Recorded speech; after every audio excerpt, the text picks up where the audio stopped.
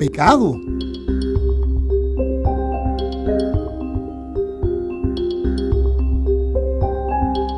No, yo no he cometido pecado.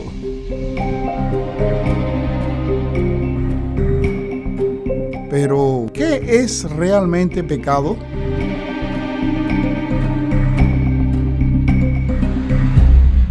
Sí, el pecado es inquietante, es atractivo, pero la pregunta todavía existe. ¿Qué es el pecado? Y podemos repetir una y otra vez los conceptos de pecado y todavía continúa la pregunta. Así es que queremos que la Biblia nos responda específicamente. Y esta vez vamos a hacerlo porque es una voz a tu pregunta.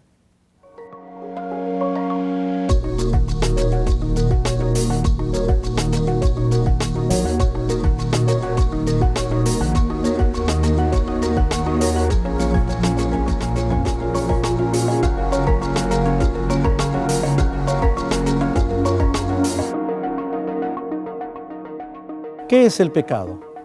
La Biblia nos dice que es la transgresión de la ley, pero ese concepto no me dice todo en relación a lo que es el pecado en realidad, porque podríamos preguntar, ¿y qué es la transgresión de la ley?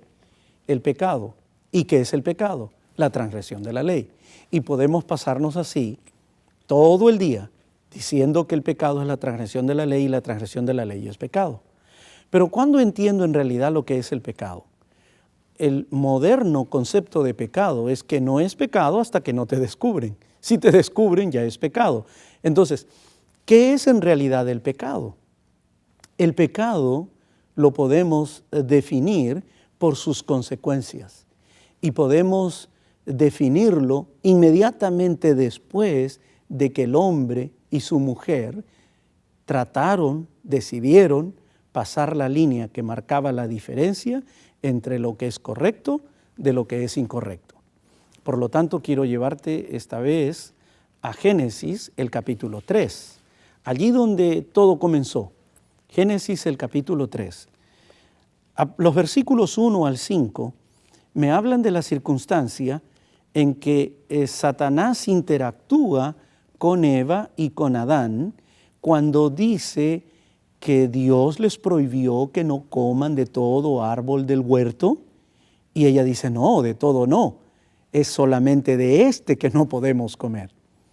Y entonces otra vez entra él y dice, bueno, esto no está mal, tú lo puedes comer porque Dios sabe que el día que tú lo comas, tus ojos van a ser abiertos y vas a saber el bien y vas a saber el mal. Y ella vio que era un árbol, un fruto atractivo y podía comerlo. Y lo comió y lo dio también a su marido, lo dio también a Adán.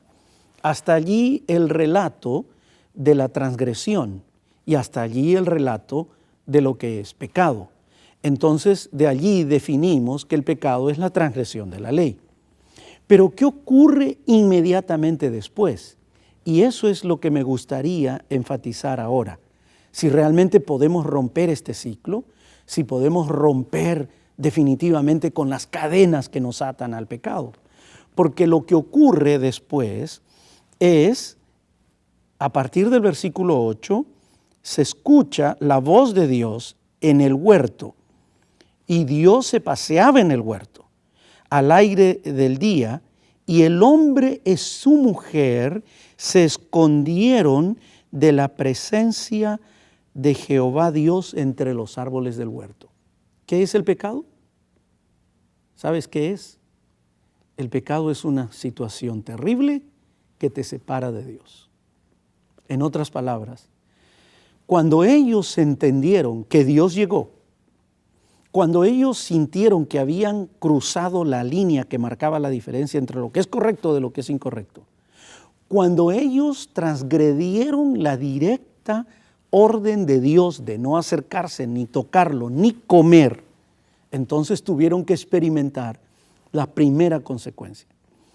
Y la definición por una consecuencia es mucho más entendible que la misma definición, porque aquí la primera consecuencia es que el pecado te separa de Dios, te aparta de Dios, te aleja de Dios. Cuando hay pecado, vives alejado de Dios, vives apartado de Él. Y el diablo es tan astuto que a veces pone en tu corazón el hecho de que te has ido tan lejos que no puedes volver. El pecado te separa de Dios, te aparta de Dios, te aleja de Dios. La primera consecuencia. Inmediatamente que eso ocurrió, Dios busca al hombre. El versículo 9 dice, mas Jehová Dios buscó al hombre y preguntó y le dijo, ¿dónde estás tú? ¿Dónde estás? Dios sabía dónde estaba el hombre, simplemente lo hace como una pregunta reflexiva. Dios sabe lo que tú haces, dónde estás y cuál es tu actitud y qué es lo que estás haciendo en este momento, pero a pesar de eso, te da una oportunidad de reflexionar en la vida, de dejar de hacer lo que estás haciendo y que tú puedas tener un razonamiento lógico, favorable en relación a una decisión correcta en tu vida. Por lo tanto, aquí viene la búsqueda de Dios por el hombre que separado de Él ahora no puede reconciliarse con Él por sí mismo. ¿Qué hace el pecado en tu vida? Te separa de Dios. Lo segundo que el pecado hace. Mas Jehová Dios llamó al hombre y le dijo, ¿dónde estás tú? Y él respondió, oí tu voz en el huerto y tuve miedo porque estaba desnudo y me escondí. Lo segundo que hace el pecado es que te separa de ti mismo. Te separa de ti mismo. Tú no sabes lo que quieres, no sabes lo que está pasando en tu vida, no sabes por qué esa lucha en tu mente, no sabes por qué la batalla en tu corazón. Y lo bueno que quiero hacer no hago, mas lo malo que no quiero hacer eso hago. Así que miserable hombre de mí, ¿quién me librará de este cuerpo de muerte? El pecado no solo me separa de Dios, el pecado me separa también de mí mismo. Mi naturaleza carnal, mi naturaleza pecaminosa lucha con esa naturaleza maravillosa, divina de Dios que quiere reinar completamente en mi corazón.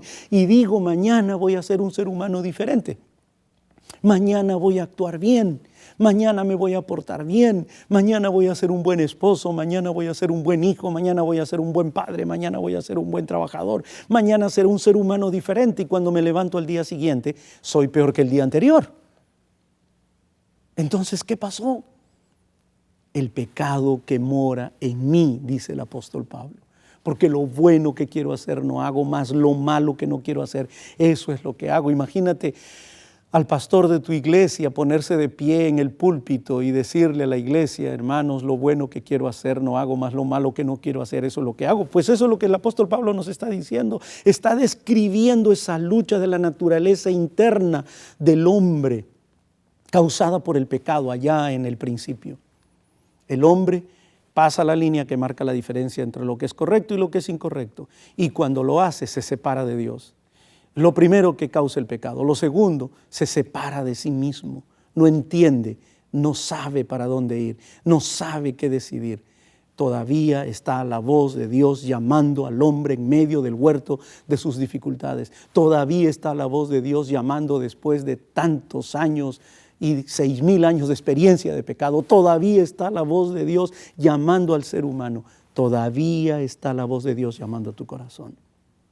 Y la tercera consecuencia, el versículo 11 dice, y dijo Dios, ¿quién te enseñó que estabas desnudo? ¿Has comido del árbol que yo te mandé no comieses? Y el hombre respondió, la mujer que me diste por compañera me dio del árbol y yo comí. Y cuando le pregunta a la mujer, dice, la serpiente que tú hiciste, ella me engañó y yo comí. ¿Sabes qué hace el pecado? Te separa de las personas que tú más amas. Y eso es triste. El pecado te separa de Dios. El pecado te separa de ti mismo. Cuando no sabes lo que no entiendes ni sabes lo que está pasando muchas veces. Quieres ser bueno, pero eres malo. Y quieres actuar bien y actúas mal. Porque lo quieres hacer solo. Dios abate en el polvo tu humanidad y en esa condición te levanta y te dice, hijo, tú no puedes, yo sí puedo. Y la tercera consecuencia del pecado es que te separa de las personas que tú más amas. Porque dice, la mujer que me diste. Y la mujer dice, la serpiente. Entonces, finalmente, hay una separación del hombre con su mujer, de la mujer con Dios, porque le echan la culpa finalmente de lo que está pasando. No podemos seguir así. Hay una solución. Y hay una solución grande para esta situación. Y sabes, la solución está aquí mismo en Génesis. Porque en Génesis, en el capítulo 3 y el versículo 15, allí encontramos una solución. En las dos primeras palabras está la solución. La Biblia dice, Génesis 3:15, y pondré. Y pondré. ¿Quién iba a poner? ¿Quién podía poner? ¿El hombre? El hombre no podía poner nada. Estaba separado de Dios. Estaba dividido consigo mismo. Estaba separado con el ser que más amaba. El hombre no puede poner nada. Está separado de Dios, separado consigo mismo, separado de las personas que él ama. Está triste, solo, luchando en el huerto, aparentemente sin esperanza, allí arrinconado, perdido, dando vueltas en sus propias circunstancias, en sus propios prejuicios, en su propia situación.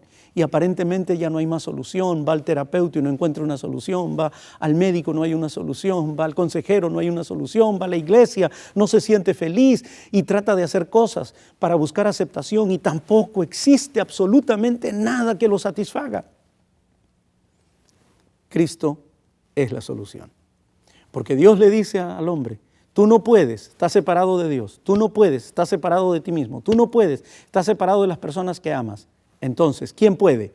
Dios puede. ¿Y qué es lo que Dios va a proveer? Mandó traer un cordero, construyeron un altar, Adán sacrificó el cordero, Dios vistió a Adán y a Eva con la piel del cordero. Y ahora en forma práctica, porque esta es la práctica del Evangelio. Esto es el Evangelio en la práctica. Dios viste a Adán y a Eva con la piel del cordero. Y cuando está el cordero muriendo, Dios le dice a Adán, esto es lo que voy a poner por ti. El cordero de Dios que quita el pecado del mundo. Y esa declaración en San Juan 1:29 es rotunda. He aquí el cordero de Dios que quita el pecado del mundo. Entonces, ¿quién es el único que puede quitarme el pecado? ¿Quién es el único que puede romper las cadenas que me atan a mi vida pasada? ¿Quién es el único que me puede dar ese concepto de bienestar, de paz, de amor, de benignidad, de mansedumbre, de templanza, de realmente esperanza? Solo Cristo. Solo la muerte expiatoria de Cristo en la cruz del Calvario. Por lo tanto, ¿qué cosa es el pecado? El pecado es una terrible situación ocurrida a la raza humana en el principio, que acarrió terribles consecuencias que aparentemente no tenían una solución, porque me separa de Dios, me separa de mí mismo, me separa de las personas que yo más amo. Sin embargo, Cristo vino para romper las cadenas del pecado, para romper con mi pasado. En el nombre de Jesús, yo puedo vencer. Cristo es la solución.